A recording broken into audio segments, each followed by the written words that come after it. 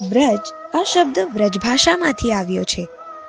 વ્રજ પ્રદેશમાં બોલાતી વ્રજભાષા પણ સંસ્કૃતમાંથી જ લીધેલી ભાષા છે. એટલે સંસ્કૃતના ઘણા શબ્દ વ્રજભાષામાં આવ્યા છે. કેટલા શબ્દો તો એ જ સ્વરૂપે આવ્યા છે અને કેટલા શબ્દમાં થોડો ફેરફાર થઈને શબ્દ આવ્યા છે.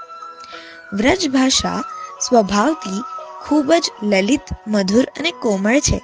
આપણા કોમળ ઠાકોરજીની જેમ આપણી આ મીઠી વ્રજભાષા છે. તેની બોલચાલ સંગીત જેવી મીઠી લાગે છે. તેથી તેમાં કઠોર અથવા ભારે ઉચ્ચારણવાળા અક્ષરો ઓછા છે અને કોમળ, સરળ ઉચ્ચારણવાળા અક્ષરો વધુ છે. વ અને બ બંને હોઠથી બોલાતા અક્ષરો છે, પરંતુ વનો ઉચ્ચાર થોડો અલગ અને થોડો કઠિન લાગે છે, જ્યારે બ સ્પષ્ટ અને બહુ સહેલો લાગે છે. વ્રજભાષામાં મીઠાશને કારણે વના સ્થાને બનો ઉચ્ચારણ થવા લાગ્યો.